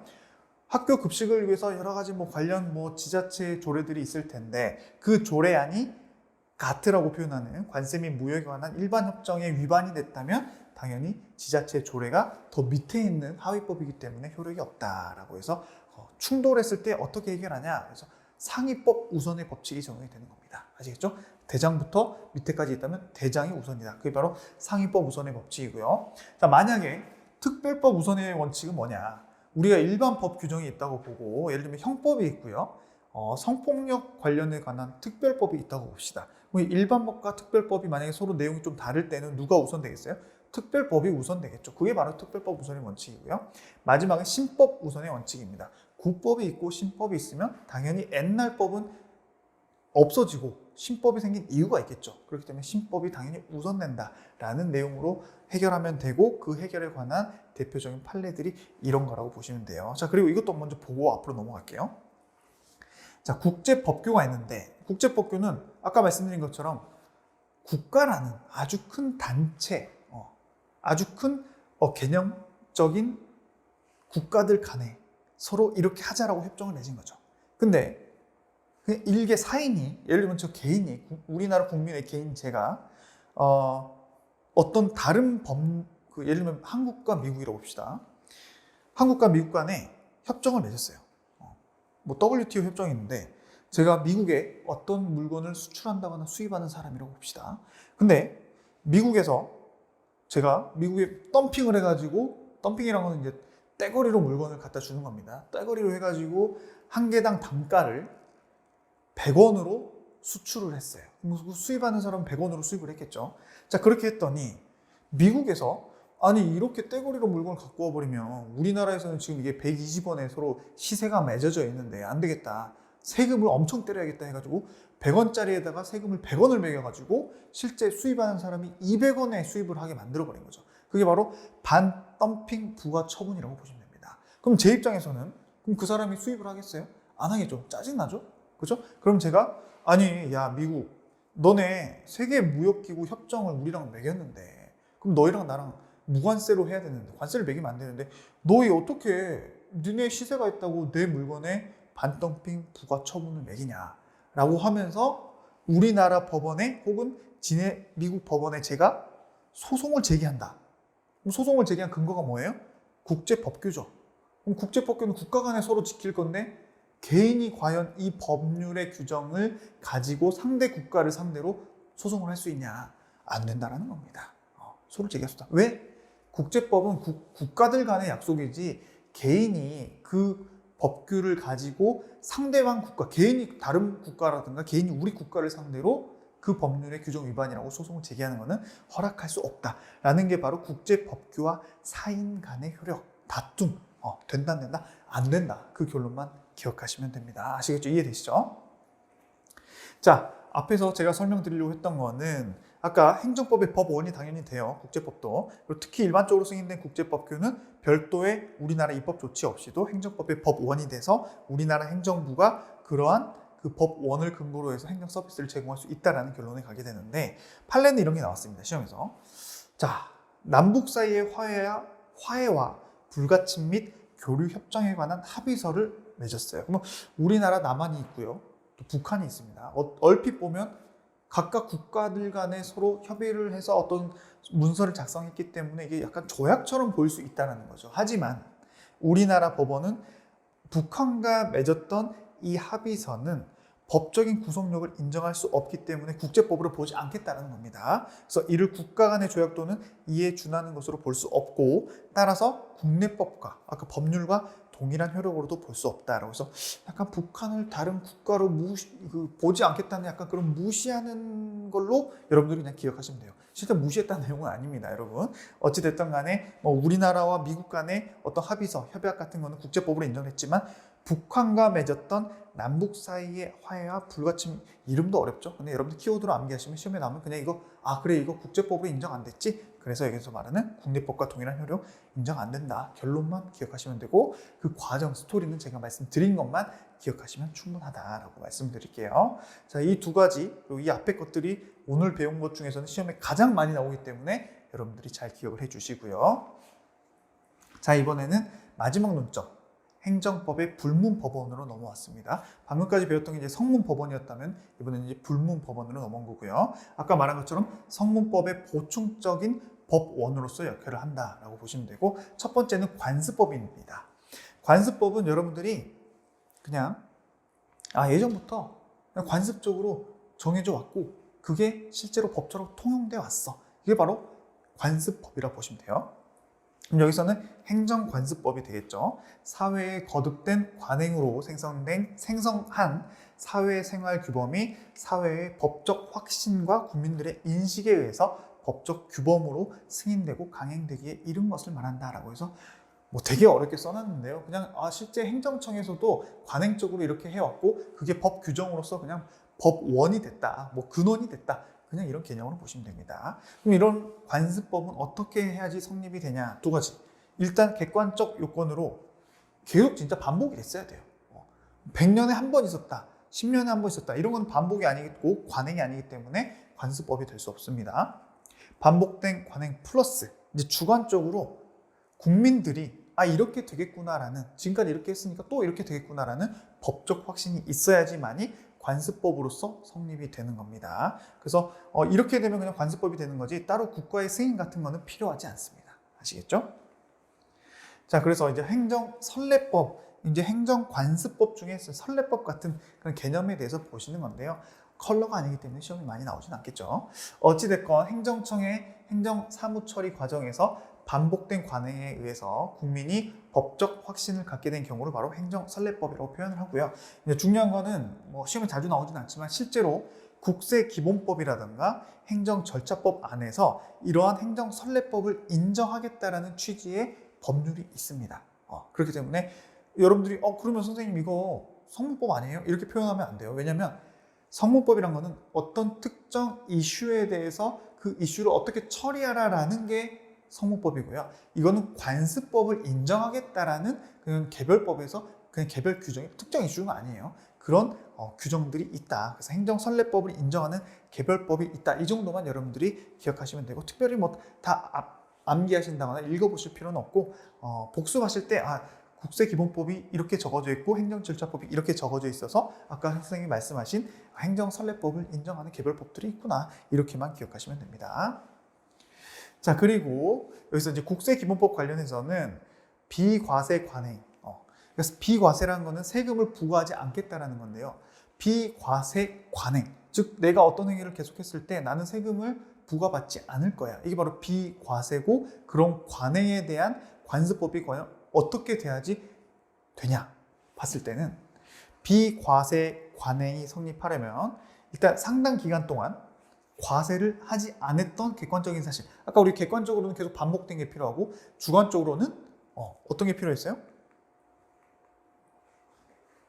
실제 이게 계속 되어 왔다는 것은 객관적, 그리고 주관적은 앞으로도 계속 안 하겠구나, 일부러 안 했구나, 그런 마인드, 그런 확신이 바로 주관적이지 않습니까? 그러면 우리 국세기본법 관련해서 내가 비과세적으로 그 행정선례법 또 관습법으로서 인정이 되려면 객관적으로는 계속 다른 사람도 그렇고 나에 대해서도 그렇고 지금까지 세금을 부과 안 한 객관적 사실과, 두 번째는 주관적인 목적으로는 행정청이 또는 과세관청이 이 상태에 대해서 세금을 부과 안 해왔다, 내가 일부러 안 했다, 이런 게 확신적으로 있었어야 돼요. 즉 행정공무원이 그냥 단순히 누락해가지고 까먹었었어요.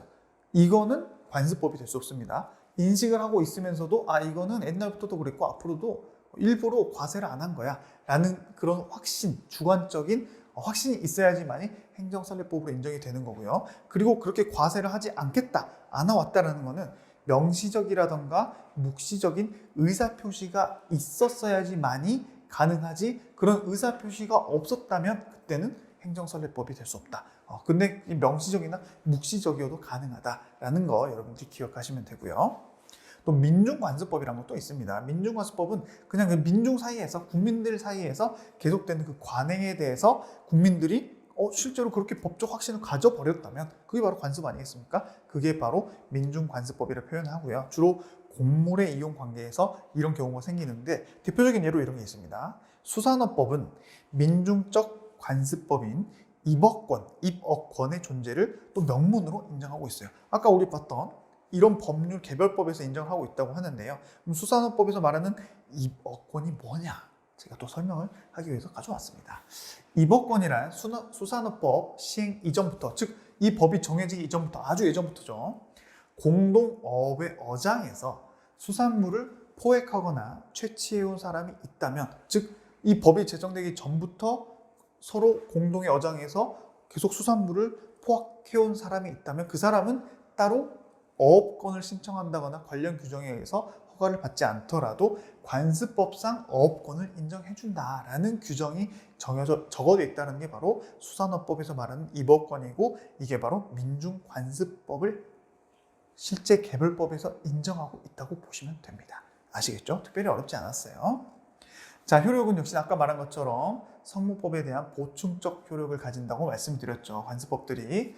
그리고 법률에서 만약에 특별히 정해진 경우라면은 그때는 성문법과 동등하다거나 또 성문법보다 우월한 효력이 있을 수 있지만, 그런 특별한 규정이 없을 때에는 성문법이 그냥 보충적으로만 효력을 갖는다라고 보시면 되고요. 관습법의 개폐적 효력이 인정됐다. 제가 말씀드린 게 이겁니다. 개폐적 효력이라는 거는 성문법과 동급이라던가 또는 성문법보다 우월한 효력을 가질 수도 있는데 법률에서 특별히 정해져야지만이 관습법이 그런 효력을 갖는다는 거고요.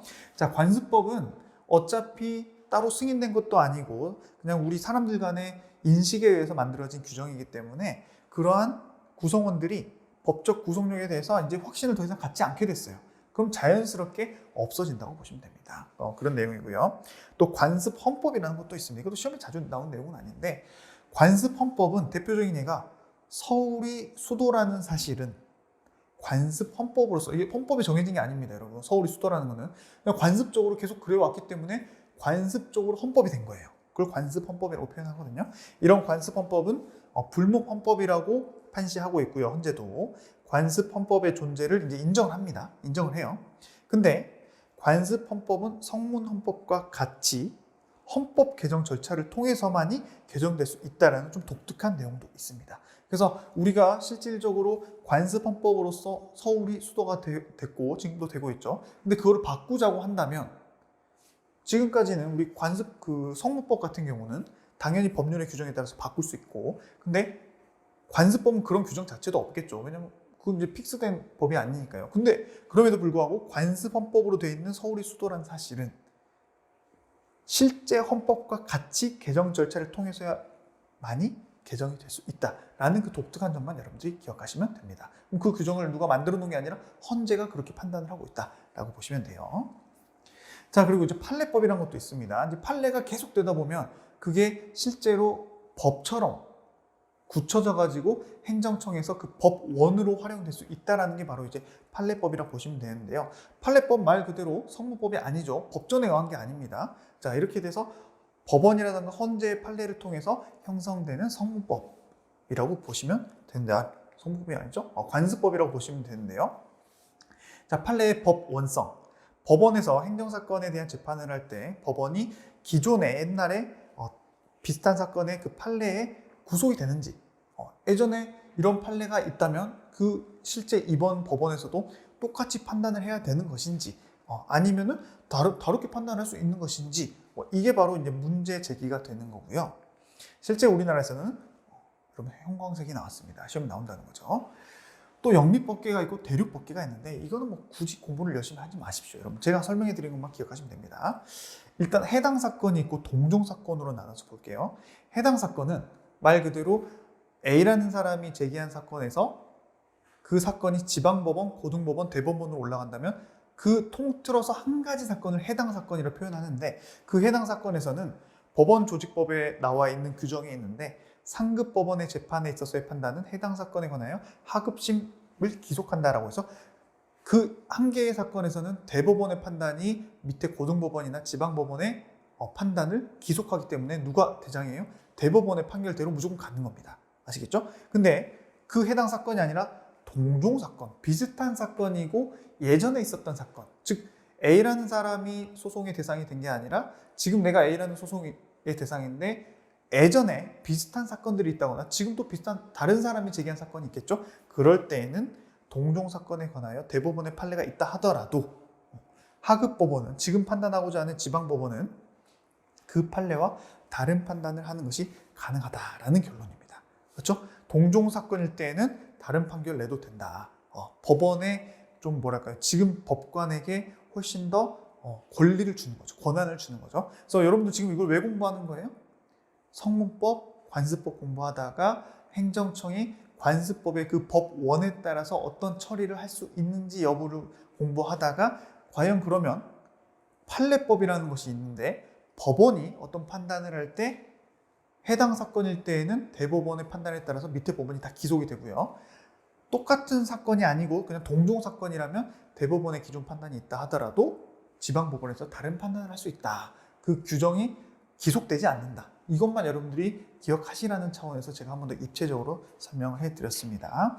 밑에는 그냥 읽어보시면 충분하기 때문에 바로바로 넘어가고요.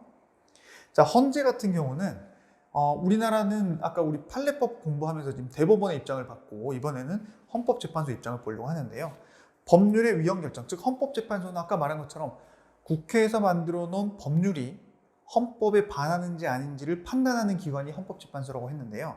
만약에 헌법재판소가 봤을 때 이거는 국회의원이 만들긴 했지만 헌법에 반하기 때문에 이거는 문제가 있어 라고 판단을 했다면 그 법률의 위헌 결정은 헌법에 반한다는 게 이제 위헌 결정인데, 국가기관과 지방자치단체를 기속한다라고 해가지고 실제 국회의원이 만든 법률이라 하더라도 헌법에 반하기 때문에 국가기관인 행정부는 그 법을 근거로 해서 행정 서비스를 하면 된다, 안 된다라고 해서 헌재는 이렇게 판단을 하고 있습니다. 그렇게 기억을 하시고요. 하지만 헌재가 법률의 위헌 여부를 판단하기 위해서 한 법률 해석, 즉 법률 자체에 대한 해석이 있고 그 해석의 결과인 위헌이냐 아니냐 이 두 가지 차원으로 나눠지겠죠. 그러면은 위헌 결정, 헌법에 반한다는 그 결정 자체는 국가나 지자체를 기속합니다. 그렇기 때문에 위헌된 법률을 근거로 국가가 어떤 걸 하면 된다 안 된다? 안 된다. 하지만 이 위헌 결정을 내기 위해서 헌재가 그 법률을 해석한 내용도 있겠죠. 우리가 주문이라 그래서 판결문 보면은 주문, 즉 이 법률은 헌법에 반한다. 이게 이제 결과가 주문이거든요. 주문이 있고 밑에 이유가 있어요. 이유는 이 법률은 어떤 이유에 의해서 헌법에 반한다는 결론으로 쭉 내려가는 거죠. 그럼 그 밑에 있는 이유가 바로 이 법률 해석인데요. 그 법률 해석은 그냥 헌재가 판단하는 그냥 여러 가지 과정일 뿐이기 때문에 대법원이나 각급 법원에 있어서는 반드시 그 헌재의 법률 해석을 따를 필요는 없다. 물론 결론은 따라야 되지만 해석을 따를 필요는 없다라고 해서 대법원이 약간 헌재의 그런 그 결정에 약간 그 반기를 제기한다고 할까요? 뭐 꼭 반기를 제기하는 건 아니죠. 어쨌든 대법원이 니네의 위헌 결정을 우리가 인정할게. 너희도 사법기관의 하나니까. 하지만 니네가 위헌 결정하면서 그 과정인 법률 해석까지는 우리가 무조건 기속되는 건 아니야. 이렇게 표현했다라고 하는 거. 위헌이라는 결론만 구속이 된다는 것만 여러분들이 기억하시면 됩니다. 자, 그다음에 이제 마지막입니다, 여러분. 이제 조리라는 이제 관습법이 있는데요. 이거는 그냥 우리가 사회 구성원으로서 살아가면서 그냥 약간 그 정의, 이거는 사람이라면 이렇게 해야지, 이런 게 바로 하나의 조례라고 보시면 됩니다. 이거 조례랑 헷갈리시면 안 됩니다. 조례는 지자체에서 만드는 그 지자체는 규칙이고 지방의회에서 만든 게 이제 조례라면, 조리는 그냥 사회 일반에 대한 정의나 형평 같은 본질의 법칙이라고 보시면 됩니다. 아시겠죠? 자, 이것도 역시 법원의 보충적 법원으로서 조리에 따라서 재판을 할 수도 있고요. 또 행정청이 이를 따를 수도 있습니다. 법원에 해당한다는 거죠. 자, 근데 좀 독특한 게 이거예요. 행정법의 일반 원칙은 다음 시간에 배울 겁니다. 일반 원칙은 조리에 속하고요. 평등의 원칙, 자기 구속의 원칙 이런 게 있어요. 조리에 속하며 다른 법 원가의 관계에 있어서 보충적 역할에 그치지는 않고 헌법적 효력을 갖는다가 아니고 갖기도 한다. 이 문구 그대로만 암기하시면 됩니다. 비록 조리에 해당하지만, 그렇죠? 성문법을 보충하는 건 맞지만 다른 법원과의 관계에 있어서 보충적 역할도 하면서도 때로는 헌법적 효력을 갖기도 한다. 뭐가? 행정법의 일반 원칙들이. 다음 시간에 배울 거예요. 이 특성만 여러분들이 기억하시면서 마무리를 하시면 될 것 같습니다. 자, 오늘 첫 시간이라서 좀 시간이 많이 지났습니다. 여러분들, 제가 기본 강의는 가급적이면 한 강당 1시간 원칙을 고수할 거고요. 물론 때로는 좀 자세히 설명드리기 위해서 약간은 좀 넘어갈 수는 있어요. 그런 부분은 여러분들이 좀 양해를 좀 해주시고, 대신에 너무 길다, 너무 힘들다 그러면 온라인 강의 때문에 좀 정지를 했다가 잠깐 화장실 갔다가 돌아와서 다시 강의를 들으시면서 이렇게 좀 진행을 해주셨으면 좋겠다는 말씀을 듣고, 제가 이번 주 원래 목요일, 금요일 날 각각 2강씩 올려드리려 했는데 일부러 오늘 수요일 날 촬영을 해서 이걸 먼저 올려드리고 목요일 날 2개를 촬영하고 금요일 날 이렇게 하나를 올려드리려고 합니다. 그 이유는 이제 첫 번째 강의가 좀 오래 걸리기도 하고요. 1시간이 넘을 것 같기도 하고요. 또 여러분들이 이제 첫 강의를 듣는데 1시간이 넘는 강의를 듣고 또 두 번째 강의까지 들어버리면 너무 지치실 것 같아서 제가 하루빨리 강의를 촬영해서 올려드리는 거고요. 여러분들 아까 말씀드린 것처럼 반드시 복습은 무조건 하셔야 됩니다. 아시겠죠? 오늘 자기 전에라도 공부했던 페이지 펴시면서 쭉쭉 한 장씩 넘겨가시면 비록 1시간이 넘는 강의였지만 5분, 10분이면 복습이 되기 때문에 그게 또 한 회독입니다, 여러분. 여러분들이 그렇게 기억해 주시면 될 것 같고, 혹시 첫 번째 강의를 들으시면서 나는 이런 점들이 좀 힘들었다, 또는 이런 점이 좋았다, 이런 내용이 있으면 우리 날먹한 카페에 올려주시면 그 다음 강의들 진행할 때 제가 반영해 가면서 또 답변해 드리면서 진행해 드리도록 하겠습니다. 여러분 정말 오늘 고생 많으셨고요. 잘 마무리하시고 또 하루 고생하신 여러분들의 자신을 좀 토닥여 주시면서 하루를 알차게 잘 마무리하셨으면 좋겠습니다. 여러분, 저는 여기서 마치겠고요. 저는 오늘도 내일도 더욱더 좋은 강의, 쉬운 강의를 위해서 최선을 다하겠습니다. 여러분 감사합니다.